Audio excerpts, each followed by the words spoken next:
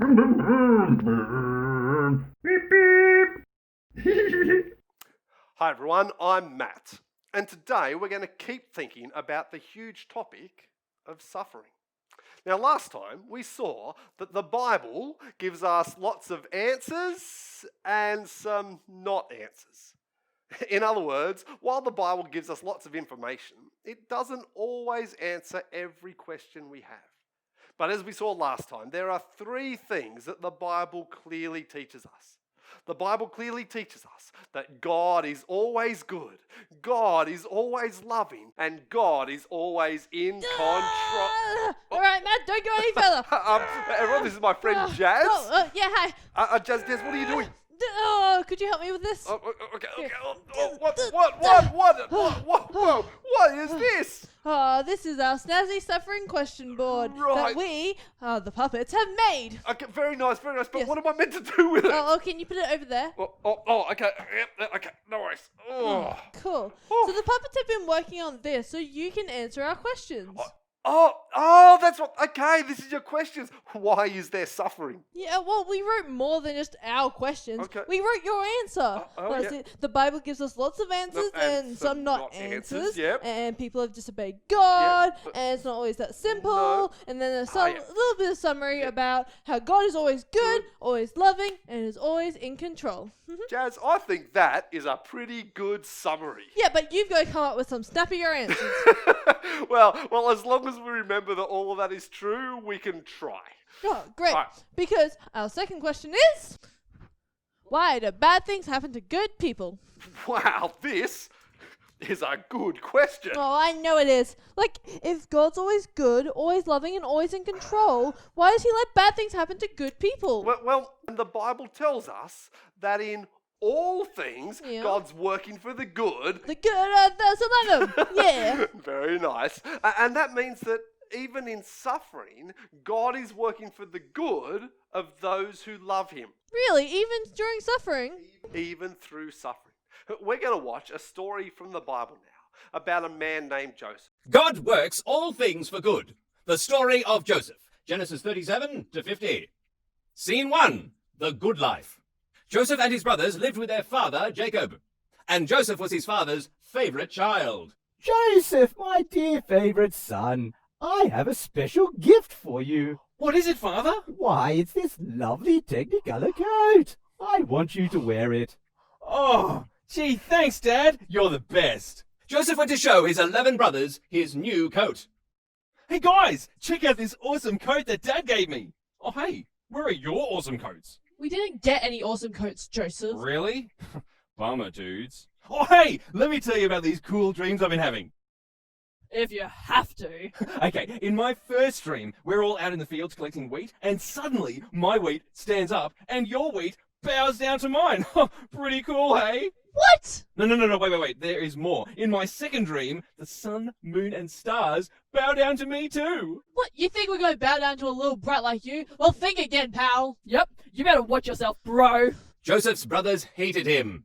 But even through suffering, God was working for the good of Joseph, his family, and many others. Scene 2. Betrayed, beaten, and bought. One day, as Joseph approached his brothers, they plotted some dastardly deeds. Here comes Dream Boy. Hey, let's bash him up. Yeah, and then throw him in the well. Oh, yeah, good one. Shh. Here he comes. Greetings, my loving brothers. What up? Attack! Joseph was beaten and thrown down a well. Then he was sold as a slave and taken off to Egypt. But through this suffering, God was still working for the good of Joseph, his family, and many others. Scene 3. The good slave and the bad wife. In Egypt, Joseph became a slave to an important Egyptian guy named Potiphar. Joseph worked hard, and God blessed Joseph. Joseph, my good slave, come here. What is it, sir? Joseph, I can see that your God blesses you abundantly. Therefore, I am putting you in charge of absolutely everything in my household. Absolutely everything? Well, not quite absolutely everything. My wife is off limits, and I will still feed and toilet myself. But apart from that, absolutely everything. Awesome! Awesome! Sir? It seemed Joseph's days of suffering were finished. But then... He tried to hurt me. What? No, I didn't. Joseph, I told you that my wife was off limits. I didn't do anything wrong. I've heard enough. Off to jail with you. And with that, Joseph was thrown in prison. But even through this suffering, God was still working for the good of Joseph, his family, and many others. Scene 4. The cupbearer, the baker, and the dream maker. Or interpreter. In prison, Joseph was joined by Pharaoh's chief cupbearer and chief baker. Man, I'm so depressed. Me too. So depressed. Good morning, my fellow cellmates. What up? Well, we both had dreams last night and no one's here to interpret them. It's so depressing. So depressing. Well, God's the one who interprets dreams. Tell them to me. Well, in my dream, there was this grapevine with 3 branches full of delicious grapes. And so I took the grapes and I squeezed them into the cup, and then I put the cup in Pharaoh's hand. But there's no one here to interpret such weirdness. With God's help, Joseph interpreted the cupbearer's dream. Well, the 3 branches are 3 days. In 3 days' time, Pharaoh will release you from prison, and you'll be his cupbearer again. What? Really? Way cool, Joe! Now, when he does that, remember to tell Pharaoh about me. Oh, yeah, okay. My turn, me. Well, okay. Yeah. Well, in my dream, I had 3 baskets of bread on top of my head, and then some birds came and they ate it all up. That's it? Well, yeah, that's it. Now, tell me the good news, Joey. Okay, well, in 3 days, Pharaoh is going to have you, Yeah. you know, You know what? Yeah. executed. What? I'm sorry, that's just what your dream means. And sure enough, 3 days later, the cupbearer was freed, but the chief baker was executed. But Joseph was kept in prison. But through this suffering, God was still working for the good of Joseph, his family, and many others. Scene 5. Cows with guts and cows without. 2 years later, Pharaoh had some dreams that no one could interpret. Then the cupbearer remembered Joseph, and Pharaoh sent for him at once. I hear that you are some special kind of dream interpreting kind of guy. Me? No, I can't interpret dreams. Oh? But God can. He will answer you. Very well then. In my first dream, I was standing by the River Nile when up out of the river came 7 huge cows. They were fat and they were sleek, and boy, they looked scrum-diddly-umptious. Right. Yes, well, while these cool cows were munching on the reeds, 7 other scrawny and untasty-looking cows came and ate the cool cows up.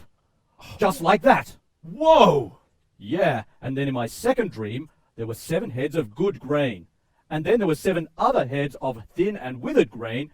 They came along and ate up the good grain. Now explain. Joseph explained that the nice cows and the nice grain were 7 good years that God was going to bring to Egypt. The ugly cows and the thin grain were 7 years of drought and famine that would come after the 7 good years. Very interesting. What you need, O Pharaoh, is to put a wise person in charge of collecting food during the 7 good years, so there will be enough in the 7 bad years. Good idea. Joseph, I'm putting you in charge of everything. Awesome! I mean, awesome, sir. Joseph was made ruler over all Egypt. After years of suffering in prison, God had worked for the good of Joseph, his family, and many others. Scene 6. The famine and the family. During the famine, Joseph's brothers came to Egypt to get food. Joseph recognized them, but they didn't recognize him. Eventually, Joseph told them, It is I, your brother Joseph! Joseph? Oh, no way, man. Yeah, we're in a whole heap of trouble now. No, do not be afraid. Do not be angry with yourselves. I do not seek revenge. So you're not angry with us bashing you and selling you? No, it was God's plan that I be here to save you, my family. Joseph's brothers then brought their father, their belongings, and their families to Egypt. Finally, after 20 years of suffering, Joseph was reunited with his father. Joseph! Father! So, my son, how have you been these past 20 years? Father, I never stopped trusting God. I knew that he was always looking after me. When Joseph's brothers heard this, they were amazed. You mean this whole time, even with all the suffering, you never stopped trusting God? No, you intended to harm me, but God intended it for good. Now I'm here in Egypt and I am able to save many lives. Well, for what it's worth, we're sorry, little bro. Yeah, we're sorry, Joseph. Apology accepted. And so, Joseph's whole family lived in Egypt, where they continued to prosper. Even though Joseph had suffered so much in his life, God was always with him. Through all the suffering, God was always working for the good of Joseph, his family, and many others. The end. That was a cool story. It was, and it's a true story from the Bible. You can read it for yourself in Genesis chapters 37 through to 50. Wow. So in all things, including suffering, God's working for the good of those who love him. Exactly. Yeah. Then what is that good? The good that God promises is to be made like his son, Jesus. And remember, God worked even good out of the suffering of Jesus on the cross. Oh yeah, because now people can be friends with God. Exactly. So, Jazz, you asked the question, why do bad things happen to good people? Yep. Well, at least part of the answer from the Bible is that in all things, including suffering, in all things, God's working for the good of those who love him. Oh, cool. Yeah. Well, I'm going to go work something good. Yep. I'm going to work some delicious marshmallows into my mouth. Nom, nom, nom. Bye. See ya, Jazz. Pain and suffering is hard. And sometimes it happens to good people. And often we don't know why God allows it to happen. But the Bible is clear. God is always good. God is always loving. And God is always in control. And the Bible promises that in all things, including in suffering, in all things, God's working for the good of those who love him. And so, just like Joseph, we need to keep trusting God, even when we can't understand everything that's happening. And if things are happening in your life that are hard or sad at the moment, then make sure you talk to someone you know. Maybe it can be your mum or your dad or the people who look after you or someone at church or maybe it's just someone you know who loves you and who loves Jesus.